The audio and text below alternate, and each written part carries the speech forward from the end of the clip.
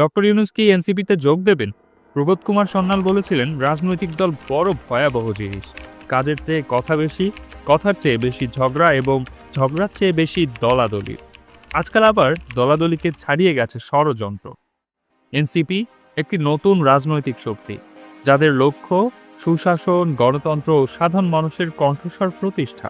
অনেকেই বলেছিলেন এ দলের সঙ্গে ডক্টর মোহাম্মদ ইউনূসের নাকি আদর্শিক মিল আছে।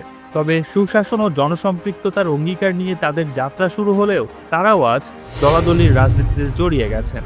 তাই তাদের সম্ভাব্য পৃষ্ঠপোষক হিসেবে যাকে দেখা হচ্ছিল, ডক্টর মোহাম্মদ ইউনূস, তিনিও মুখ ফিরিয়ে নিয়েছেন। একসময় যাদের স্লোগান ছিল নতুন কিছু করব, তারাই এখন জনগণের আস্থা হারাচ্ছে। কিন্তু কেন? এনসিপি আদর্শিক উচ্চারণ করেছে ঠিকই, কিন্তু মাঠের রাজনীতিতে সাধারণ মানুষের ভাষায় তারা কথা বলতে পারেননি। ঢাকা শহরে থেকে তো আর গ্রামের রাজনীতি করা সম্ভব হয় না। জনগণের সাথে বিচ্ছিন্নতাই এনসিপির সবচেয়ে বড় ব্যর্থতা। অন্যদিকে রাজনীতি নয়, আদর্শিক পরিবর্তন, এটাই হয়তো ডক্টর মোহাম্মদ ইউনূসের লক্ষ্য। কিন্তু কোন ধরনের আদর্শ, সেটা কিন্তু জনগণের কাছে এখনো পরিষ্কার নয়। শুধু পোস্টার বা স্লোগান নয়, ডক্টর মোহাম্মদ ইউনূস বাস্তব ভিত্তিক পরিবর্তনের মাধ্যমে এক মানবিক বাংলাদেশ গড়তে চান। সেই মানবিক বাংলাদেশ আসলে কি ধরনের, সেটাও আমরা পরিষ্কার নই। এনসিপি হয়তো ওনার সেই প্রত্যাশা পূরণ করতে পারে।